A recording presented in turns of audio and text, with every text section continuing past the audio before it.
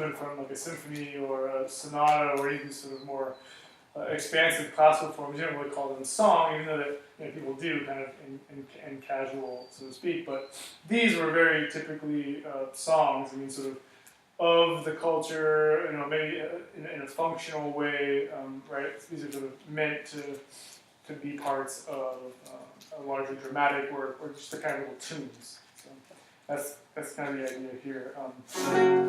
For example, this next piece is called Xácaras, and it has to do with this sort of like street poetry, so kind of like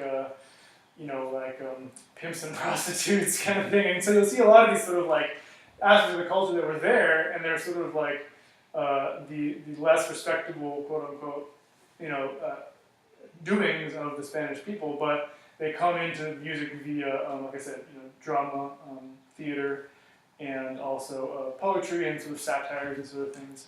But if you hear, the basic chord progression here in the beginning, at least, is just 1 and 5.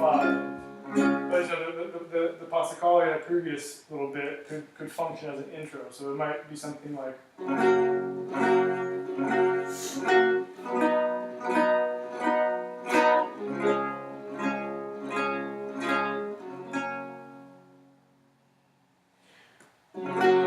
And the song would start. So there's a sort of introductory aspect, and it works because it's such a simple, only 3 chords, and it's very, very succinct, very straightforward.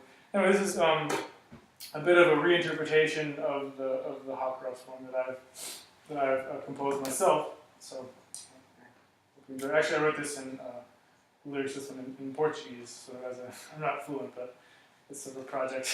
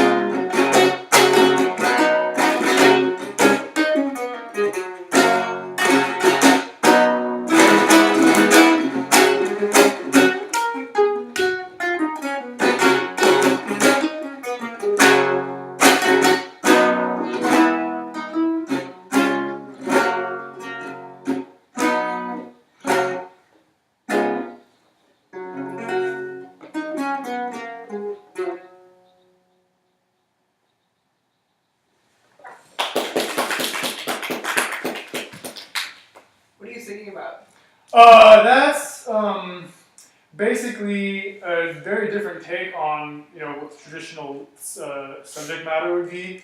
I'm singing that there's this. I mean, really, you could think about it as I could go through the little translation, but it's not really like as clear and to the point as just saying. obviously. Basically, the message. I'm watching the dog walk. The message is that it's basically like an environmental message. You know what I mean? Like, so I try and do a lot of like modern twists on some historical stuff, or at least find parallels, right? So like, one of the lines in this goes, I'm laughing and laughing, kind of laughing at you because the Amazon is going to speak, right? It's going to sort of speak up, right? So, and it's kind of funny because in Portuguese, when you say Rio, like Rio de Janeiro, Rio de Janeiro, you know, it's R-I-O, and it's sort of it's a play on words because when you say R-I-O, it's Rio, but it's also I laugh. Like, you know, reírse in Spanish, me río. So Rio is I laugh, and Rio is like a river, right? So and then so I try and do some of these like play on words, right? So yeah, it's clever little things. They say Cervantes, the Don Quixote author, was really big on wordplay. So it's like, you know, other famous authors too. So I try and kind of work that into the mix a little bit.